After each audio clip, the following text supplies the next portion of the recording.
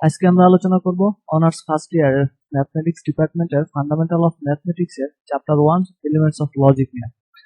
আচ্ছা, আমাদের এই চ্যাপ্টারের ম্যাথগুলো সলভ করার জন্য আমাদের কিছু চিহ্নের সাথে পরিচিত হতে হবে। ধরো যোগ বিয়োগ যে রকমের এক একটা চিহ্ন, ওদের যেমন প্রত্যেকটা চিহ্নর নিজস্ব কিছু কাজ থাকে, এই চ্যাপ্টারেরও এই রকমের এই যে 5টা চিহ্ন আছে, আমি এখানে 5টা চিহ্ন লিখে রাখছি। এই 5টা চিহ্নেরও যোগ বিয়োগের মতো বা গুণ ভাগ ওদের মতো প্রত্যেকটা চিহ্নর এক একটা করে নিজস্ব কাজ আছে। তো আমাদের এই চিহ্নগুলার কাজটা যদি আমরা বুঝতে পারি, তাহলে আমরা এই চ্যাপ্টারের সব ম্যাথগুলো সলভ করতে পারবো। কারণ এই চ্যাপ্টারের ম্যাথগুলো করার জন্য এই 5টা চিহ্নই যথেষ্ট। এই চিহ্নগুলোর কাজের উপর নির্ভর করেই আমরা এই চ্যাপ্টারের ম্যাথগুলো সলভ করবো। তো এই জন্য আগে আমাদেরকে এই চিহ্নগুলোর কাজগুলো জানতে হবে। আচ্ছা, তো প্রথমে আমাদের চিহ্নটা হচ্ছে নাকরণ উক্তি। প্রথমে আমাকে এই যে চিহ্নটা, এটাকে আমরা বলবো নাকরণ উক্তি। তারপরে এটাকে বলবো সংযোজন উক্তি, এটাকে বলবো বিয়োজন উক্তি, এটাকে বলবো একমুখী শর্তায়ন এবং এটাকে বলবো দ্বিমুখী শর্তায়ন। এখন আমরা দেখবো যে এই চিহ্নগুলা মানে ম্যাথমেটিক্স এর মধ্যে কিভাবে তাদের কাজগুলো করে। আচ্ছা, তো প্রথমে আসি আমার নাকরণ উক্তিটা নিয়ে। তো নাকরণ উক্তিটার জন্য আমি একটা এখানে চার্ট করে নিলাম, টেবিল। এই যে এই টেবিলটা, এটা ধরো এটা হচ্ছে একটা নর্মাল পি এবং এটা হচ্ছে নাকরণ উক্তি পি।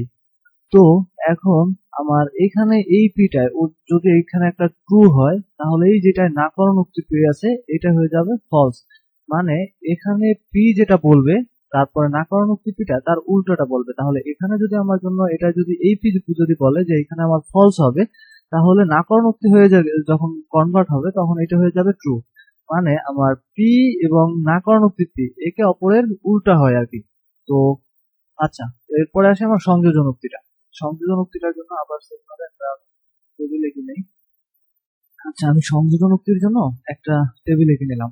এখন আমার এইটার ক্ষেত্রে দেখো, এখানে আছে একটা পি এবং একটা কিউ এবং হচ্ছে পি সংযোজন উক্তি, তারপর হচ্ছে কিউ। আচ্ছা, তো এইখানে আমি টেবিলটা করার নিয়ম হচ্ছে, প্রথমে যদি দুইটা উপাদান আছে, একটা হচ্ছে পি এবং আরেকটা হচ্ছে কিউ, তাহলে আমি এখানে প্রথমে দুইটা ঘরে ট্রু নেব। দুইটা উপাদান আছে, এই জন্য আমি প্রথমে দুইটা ঘরে ট্রু নেব। এটা ট্রু এবং এটাই ট্রু। তারপরে নিচে দুইটা নিব ফলস, দুইটা ফলস, এটা ফলস। তাহলে আমি দুইটা ট্রু, দুইটা ট্রু, দুইটা ফলস এইভাবে নেব। আর এই ঘরেরটায় একটা প্রথমটা ট্রু, পরেরটা ফলস, পরেরটা প্রথমটা এটা হচ্ছে পরেরটা ট্রু, তারপর এটা হচ্ছে ফলস।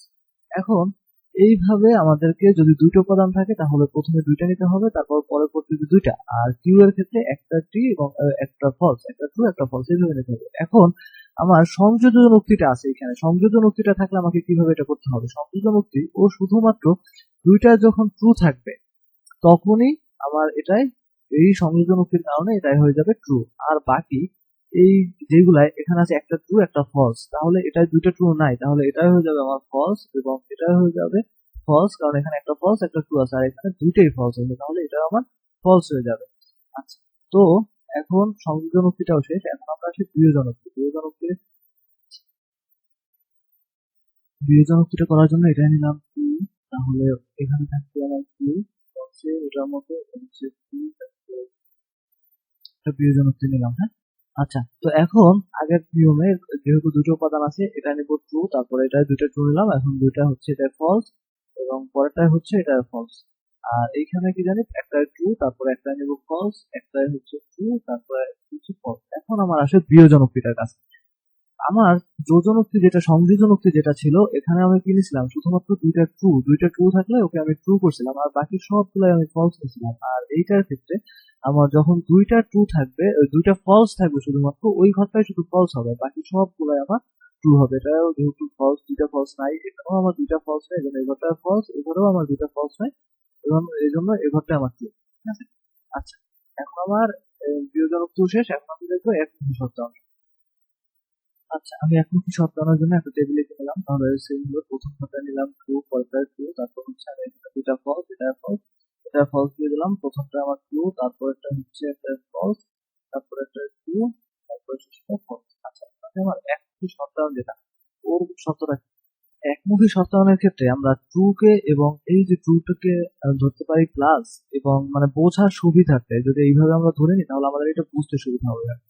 এটাকে যদি আমি বলি ট্রু কে বলি প্লাস এবং ফলস কে বলি মাইনাস, তাহলে আমরা দেখো তো এখানে প্লাস এবং মাইনাস, প্লাসে মাইনাসে আমার কিন্তু মাইনাস গুণ করে, প্লাস এবং মাইনাস দুইটার গুণ করলে আমরা এখানে মাইনাস দিই। তো এটাকে যদি যেহেতু আমরা ফলসকে মাইনাস ধরছি, তাহলে প্লাস এবং মাইনাসে আমি এটাই বলতে পারি ফলস। এবং টু এবং টু, দুইটা টু, প্লাসে প্লাসে প্লাসে আমরা লিখি। কিন্তু এখন ওই হিসাব যদি করি তাহলে তো আমাকে এখানেও মাইনাস, এটাকে আমি মাইনাস ধরছি, এটাকে প্লাস ধরছি, তাহলে এখানেও ফলস হওয়ার কথা। কিন্তু না, আমাদের শুধুমাত্র একমুখী শর্তায়নের ক্ষেত্রে, প্রথমে যদি ট্রু থাকে পরে যদি ফলস থাকে তখনই ফলস হবে। প্রথমে ট্রু পরে ফলস, মানে প্রথমে প্লাস পরে মাইনাস, তাহলেই শুধুমাত্র মাইনাস হবে, বাকি সব ক্ষেত্রে ট্রু হবে। এটা ট্রু, এটা ট্রু, কারণ এখানেও প্রথমেরটা ট্রু নাই, পরেরটা ফলস নাই। এখন এইখানে সেমটা উল্টো আর কি, প্রথমটায় ফলস, পরেরটা দ্বিতীয়টা হচ্ছে ট্রু, কিন্তু তা তো হবে না। আমার এখানে থাকার মানে ফলস বানানোর জন্য ফলস হবে শুধুমাত্র প্রথমটায় ট্রু পরেরটায় ফলস, এটা হলেই এখানে আমার ফলস হবে, বাকি সব ক্ষেত্রে এখানে আমার ট্রুই হবে। ঠিক আছে। আচ্ছা, তো এখন আসি আমার দ্বিমুখী শর্তায়নের ক্ষেত্রে। আবার আমি লিখে নিলাম এইভাবে একটা দ্বিমুখী শর্তায়নের একটা চার্ট আঁকলাম। তো এখন আমি ওইভাবে প্রথমটায় ট্রু পরেরটায় ফলস, ও আচ্ছা, প্রথমটায় ট্রু পরেরটায় ট্রু, তারপরে দুইটা একটা ফলস, একটা ফলস, দুইটা ফলস দিলাম। তারপর এখানে ওই নিয়ম অনুযায়ী এটা ট্রু পরেরটা হচ্ছে ফলস, পরেরটা ট্রু, তারপর ফলস। আচ্ছা, তো এখন দ্বিমুখী শর্তায়নের ক্ষেত্রে আমি আর ওই যে ফর্মুলা, এটাকে যদি প্লাসে প্লাস কি হয়, প্লাস হয়, তাহলে আমি এখানে প্লাস দিয়ে দিতে পারবো, প্লাস এবং মাইনাসে কি হয় মাইনাস, অথবা আমি এখানে মাইনাস দিয়ে দিব। এটা আছে মাইনাস প্লাস, মাইনাসে প্লাসে কি হয় মাইনাস হয়, এটা মাইনাস দেবো, কিন্তু এখানে মাইনাস এবং মাইনাস এটা আমার প্লাস হয়, তো এই জন্য আমি এটা প্লাস দিয়ে দেবো। শুধুমাত্র এই দ্বিমুখী ক্ষেত্রে, দ্বিমুখী শর্তায়নের ক্ষেত্রে আমি এই যে এটাকে প্রথমটাকে ট্রু মানে ট্রু কে প্লাস এবং ফলস কে মাইনাস ধরে এইটাই করতে পারি। এটার ক্ষেত্রে যে আমরা প্লাস এবং মাইনাসকে যেভাবে গুণ জানি যে প্লাসে মাইনাসে মাইনাস হয় এবং প্লাসে প্লাসে প্লাস হয়, মাইনাসে মাইনাসে প্লাস হয়, গুণ করলে আমরা ওইভাবে লিখতে পারি। তো আমরা একমুখী শর্তায়ন এবং দ্বিমুখী শর্তায়নের পার্থক্যটা কি বুঝলাম? একমুখী শর্তায়নে শুধুমাত্র প্রথমটায় ট্রু পরেরটায় ফলস থাকলেই ফলস হবে, এছাড়া কোনোভাবে এটা ফলস হওয়া সম্ভব না, বাকি সবগুলোতে আমার ট্রু হবে যাই থাকুক। আর দ্বিমুখী শর্তায়নের ক্ষেত্রে প্লাস এবং মাইনাসের ওই ফর্মুলায় প্লাস, দুইটা প্লাসে প্লাস, দুইটা একটা প্লাস একটা মাইনাসে মাইনাস, একটা মাইনাস একটা প্লাসে মাইনাস, তারপর হচ্ছে প্লাস মাইনাসে মাইনাসে প্লাস। আচ্ছা, তো এখন আমরা যে পাঁচটা শর্তের মানে পাঁচটা চিহ্নের পরিচিতিটা দেখলাম। এখন আমরা যদি একটা ম্যাথ সলভ করি, এগুলো থেকে কিভাবে ম্যাথ সলভ করবো, তাহলে আমাদের কনসেপ্টটা একেবারে ক্লিয়ার হয়ে যাবে, যে একটা ম্যাথ সলভ করলে আমরা বুঝতে পারবো যে আসলে কোনটার কাজ কি। তো এখন আমরা একটা ম্যাথ সলভ করবো। আচ্ছা, তাহলে আমরা বুঝতে পারবো যে এতক্ষণ ধরে আমরা কি শিখলাম। আচ্ছা, এতক্ষণ তো আমরা বেসিকটা শিখলাম, এবারে যদি একটা ম্যাথ সলভ করি আমরা, তাহলে আমাদের কনসেপ্টটা ক্লিয়ার হবে। তো এখন আমরা একটা ম্যাথ সলভ করবো। আর তিতাস প্রকাশনী বইয়ের এক্সাম্পল 1-এর 9 নম্বর অঙ্কটা তুলে নিয়েছি। পি, তারপর হচ্ছে সংযোজন চিহ্ন, তারপরে একমুখী শর্তায়ন, তারপর হচ্ছে পি, দ্বিমুখী শর্তায়ন, কিউ। আচ্ছা, তো এখন এই ম্যাথটা সলভ করার জন্য এই প্রশ্নটা দিয়ে বলবে যে নিচের উক্তির সত্যতা ছক গঠন করতে বলবে। এখন সত্যতা ছকটা আঁকার জন্য আমাদেরকে এইভাবে একটা ছক আঁকতে হবে, এইভাবে একটা ছক আঁকলাম। তো এখন এখানে আমার পি আছে এবং কিউ আছে, যেহেতু দুইটা আছে তাহলে আমার ঘর করে নিচের দিক থেকে 5টা ঘর একটা নিতে হবে, কারণ আমার পি এবং কিউ এর জন্য প্রথম একটা ঘরে নিব পি, আর পরের ঘরটায় 4টা ঘর, দুইটা টু, যেহেতু দুইটা উপাদান আছে আমরা দেখছিলাম এইগুলা এই ঘরগুলো আঁকাতে হয়, যে আমাদের পি এবং কিউ ছিল, এই জন্য কয়টা ঘর নিয়েছিলাম, একটা দুইটা তিনটা চারটা, মানে প্রথম দুইটায় ট্রু তারপরের দুইটায় ফলস। তো এই যে দুইটা থাকলে আমাদের এর জন্য প্রথমে একটা তো নিতে হবে পি কিউর জন্য, আর দুইটা ট্রু দুইটা ফলস এর জন্য আমাদের নিতে হবে দুইটা। তো এই জন্য আমি আর দুইটা নিলাম আর। তো এটাই যদি আমার ট্রু হয় এটাই হবে ফলস। আচ্ছা, এটাই যদি পি হয় এটা হবে কিউ। এটা এখন এটাই যদি আমার পি নেই, এটাই যদি কিউ নেই, এখন সেট অঙ্ক আমরা যে করছিলাম না, প্রথমে এইটাকে ভেঙে একটা জিনিস প্রকাশ করতে হবে, তারপরে এটাকে একটা মানে বের করতে হবে, তারপর সম্পূর্ণটা। তো এর জন্য আমি আরেকটা ঘর এখানে আমি আরেকটা নিয়ে নিলাম এটার জন্য, তারপরে এই অংশটার জন্য আমি আরেকটা ঘর নিয়ে নিলাম, আর একদম শেষে আমি সম্পূর্ণটার জন্য প্রথম ঘরটার জন্য আমি নিলাম হচ্ছে পি, যেহেতু দুইটা উপাদান আছে তার দ্বিতীয় উপাদানটার জন্য আমি দিব কিউ। আচ্ছা, তো এখন পি এর জন্য আমার প্রথমে ওই দুই ঘরের প্রথম দুইটা ট্রু নিতে হবে। তো প্রথম আমি যদি এটার প্রথম ঘরটায় হচ্ছে ট্রু, পরের ঘরটায় হচ্ছে ট্রু, তারপর আবার আমার দুইটা ফলস, একটা ফলস একটা ফলস, আর এইখানের ঘরটা একটা ট্রু একটা ফলস, একটা ট্রু এবং একটা ফলস নিতে হবে। আচ্ছা, তো প্রথম ঘরটা আমি কি করব, টি সংযোজন যে কিউ যেটুকু আছে আমি এইটুকু নিয়ে নিলাম। তো টি সংযোজন কিউ, এখন সংযোজনটা আমরা কি দেখছিলাম, যখন আমরা সংযোজন করব তখন আমরা শুধুমাত্র ট্রুর উপর ফোকাস করব। তো দুইটা ট্রু থাকলে ও শুধুমাত্র ট্রু হবে, বাকি এখানে দুইটা ট্রু আর একটাও নাই, তার মানে বাকি সবগুলো আমার ফলস হয়ে যাবে। এটা ফলস, এটা ফলস, এটা ফলস। আচ্ছা, তাহলে এটাও শেষ। এরপরে আমি এইটুকুটা নির্ণয় করবো। এটার জন্য আমি কি করেছিলাম, দ্বিমুখী শর্তায়ন।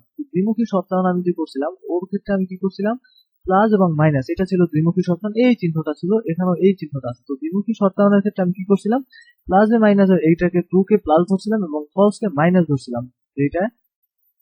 তো প্লাস এবং মাইনাস গুণ করলে যেটা হয়, এখানে শুধুমাত্র এই ঘরটায় আমি গুণফলটাই নামাইছিলাম। তো এখানে আমার পি এবং কিউ এর দুইটার উপাদান, পি এর উপাদানগুলো আছে এগুলো, এবং কিউ এর উপাদানগুলো নিতে হবে। তো পি আছে ট্রু এবং এই ট্রু, ট্রু প্লাসে গুণ করলে তাহলে আমি প্লাসই হবে। তারপর এটা আছে প্লাস, এটা আছে মাইনাস, তাহলে প্লাস এবং মাইনাস গুণ করলে মাইনাস হবে। এখানে আছে আমার মাইনাস, এখানে আছে আমার প্লাস, প্লাসে মাইনাসে তাহলে এখানেও আমার মাইনাসই আসবে, এবং এই দুইটা আছে মাইনাস একই সাথে, ফলস এবং ফলস, দুইটা মাইনাসের গুণ করলে একসাথে আমার ট্রুই হবে। আচ্ছা, তো আমি এটাই লিখলাম। তো এখন লাস্টে আসে আমার সম্পূর্ণ ম্যাপটা। তো যদি এটার জন্য আমি এখানে এই ঘরে করি, তাহলে এখন আমার এইটার মানটা হচ্ছে, তো এই যে পি সংযোজন চিহ্ন কিউ, এটার মানটা হচ্ছে আমার এই ঘরটা, এবং এই ঘরটা হচ্ছে পি দ্বিমুখী শর্তায়ন কিউ, এটা হচ্ছে আমার এই ঘরটা। তো এখন এই দুইটার মধ্যে এই দুইটাকে সম্পর্ক স্থাপন করবে এই মাঝখানের একমুখী শর্তায়নটা। তো একমুখী শর্তায়নের জন্য আমি কি দেখছিলাম, একমুখী শর্তায়নের জন্য দেখছিলাম শুধুমাত্র ট্রু এবং ফলস দুইটাই একসাথে থাকলে একমুখী শর্তায়ন, এই একমুখী শর্তায়ন। শুধু ট্রু এবং ফলস থাকলে, প্লাস এবং মাইনাস থাকলে ও ফলস নেবে, বাকি সবগুলাই ট্রু দিয়ে দেবে। তো আমি এখন দেখি, যেহেতু এই একটা এবং এই দুইজনের মধ্যে সম্পর্ক স্থাপন করছে একমুখী শর্তায়ন, তাই আমি দেখবো যে ট্রু এবং ফলস কোথায় আছে। যেহেতু এখানে একটাই ট্রু এবং প্রথমটাই ট্রু এবং ট্রু, তাহলে এটা যেহেতু ট্রু এবং ট্রু না, মানে ট্রু এবং ফলস নাই, তাহলে এটা আমি ফলস নিতে পারতেছি না, এখানে আমার ট্রুই দিতে হবে, এটাই ট্রু। এখানেও কিন্তু প্রথমটা আছে ফলস, পরেরটা আছে ফলস, মানে একটা ট্রু একটা ফলস নাই, তাহলে এটা আমাকে দিয়ে দিতে হবে ট্রু। তারপর এখানেও যেহেতু দুইটা ফলস, তাহলে এটা আমার ট্রু, এখানেও আছে একটা ফলস একটা ট্রু, তাহলে এটার জন্য আমাকে ট্রুই নিতে হবে, কারণ আমার একমুখী শর্তায়নের এই ক্ষেত্রে মানে সম্পর্ক স্থাপন করছি দুইটার মধ্যে। তো আমি জানি যে একমুখী শর্তায়ন থাকার জন্য মানে ফলস হওয়ার জন্য প্রথমে একটাকে ট্রু হতে হবে, পরেরটায় ফলস হতে হবে। যেহেতু আমার এই দুইটার মধ্যে একটা প্রথমে ট্রু এবং পরে ফলস নাই, তো এই জন্য আমার মানে সম্পূর্ণটাই ট্রু হয়ে গেল। এটাই হচ্ছে আমার সত্যক সারণী। এই যে এখন তো কনসেপ্ট ক্লিয়ার, এই গণিতটা সম্বন্ধে